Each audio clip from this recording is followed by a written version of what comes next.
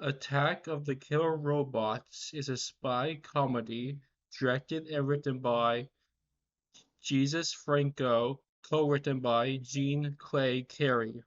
Jesus Franco did respect everybody enough to make their names as big as everybody else's. Seriously, these names are huge. Of course, they got all the work after this film. After a conversation that isn't funny, we see people watching the film. This movie breaks the fourth wall. Wow, that has to mean praise, right? But this movie's priority isn't always telling jokes. It's building the atmosphere of each scene with this boring gambling scene, and he finds a Japanese lady, and her only character is making the guy seem poor because she wants to kiss him and love him when he first meets her. After he listens to a talking statue that hits him on the head, yeah, slapstick is funny, I guess, people take him away. As he's talking to his white man wearing a goatee, they do like whispering jokes, like he's telling him a secret. The jokes in the scenes are secret. Breaks out into a fight. Wow, this movie's so freaking zany and goofy and intense. I guess he did do some impressive stunt work, but it's not really what I would call humor.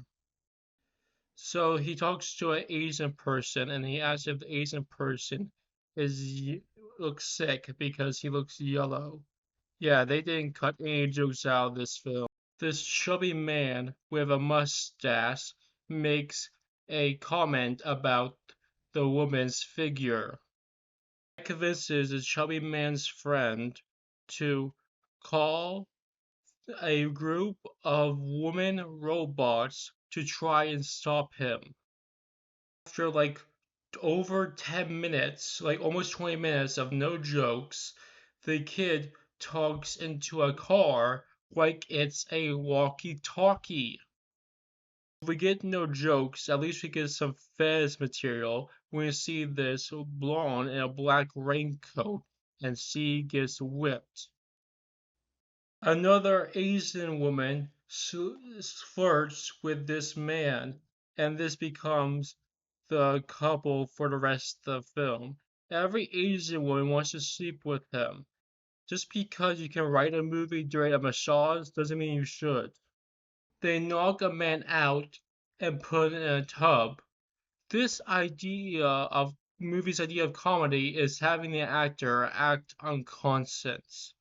Well, I guess he's the best comedic performer in this film because he did it for an entire scene. A bunch of sheep cross a road. Yeah, that is a joke that we get after 30 minutes of no joke. Sheep's almost getting killed is the only joke they could come up with for 30 minutes. Another 30 minutes of flirting scenes and no jokes. We see a man with arms.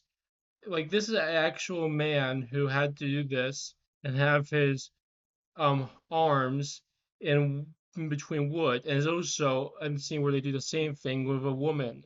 You can come up with enough jokes to not torture your performers. After he spells SOS or offensive slur in the air, the Japanese language, the movie ends with him on a boat and they push the main villain who they met once and only had one performance in this film into the ocean. I guess that's a victory. C'est là que la caméra est tombée. Oui, quand l'opérateur a été touché. Joli job. Ce n'est pas le moment de plaisanter, Baxter. I would have you know that I have spoken to Woody Allen, and he did not get aroused during this film. I said all the jokes in this movie. There are probably other movies in Spain that had more jokes in them than this film. And there were better comedies made during this time, like The Pink Panther. This film is not worth watching unless you can get some fun and atmosphere out of it that I didn't. Bye.